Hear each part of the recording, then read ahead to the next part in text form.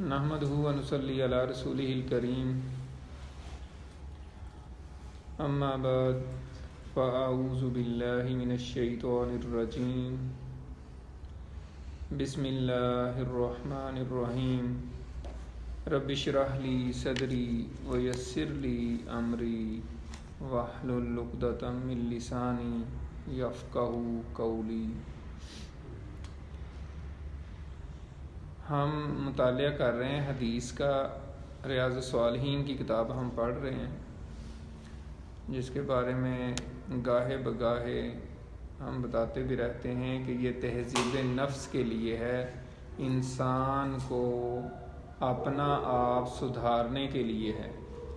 امام نووی بہت بڑے امام ہیں حدیث کے، اتنے بڑے امام ہیں کہ دنیا میں مسلم شریف کی جو حدیث کی کتاب ہے، بخاری شریف کے بعد دوسرے نمبر پہ، اس کی جتنی بھی شرح لکھی گئی ہیں اس میں سب سے پہلا نمبر جو ہے وہ امام نووی کی شرح کا آتا ہے، جو مسلم شریف کی انہوں نے لکھی ہے۔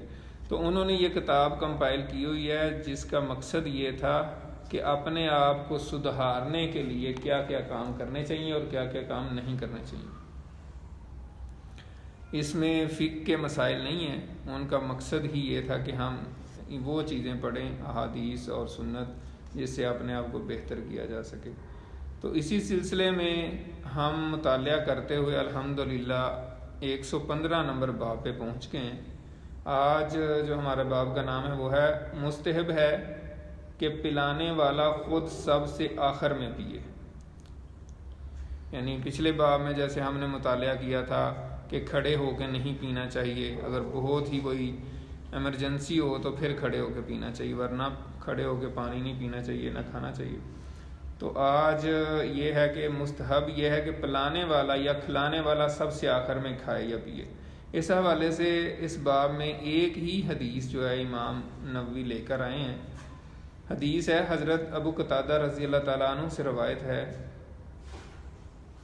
کہ نبی اکرم صلی اللہ علیہ وسلم نے فرمایا، قوم کا ساقی ان سے آخر میں پیتا ہے۔ ساقی پلانے والے کو کہتے ہیں۔ تو یہاں سے یہ باب ثابت ہو گیا کہ جو بھی کوئی پلانے والا ہو وہ سب سے آخر میں خود پیتا ہے۔ اور اس طرح کی بے شمار احادیث جو ہیں آپ نے سنی بھی ہوں گی، پڑھی بھی ہوں گی، خاص طور پہ بڑے ایسے معجزات والی جو احادیث ہیں جس میں معجزہ بھی بیان کیا گیا۔ آپ صلی اللہ علیہ وسلم نے دودھ کا پیالہ سارے صحابہ کو پلایا، ٹھیک ہے، تو آخر میں حضرت ابو ہریرہ اور آپ تھے تو آخر میں حضرت ابو ہریرہ کو کہا کہ خود پیو، اور انہوں نے بھی پی لیا، تو پھر حضور پاک صلی اللہ علیہ وسلم نے وہ پیالہ پی کے مکمل کر دیا۔ تو اسی طریقے سے اور بڑی مثالیں ہیں۔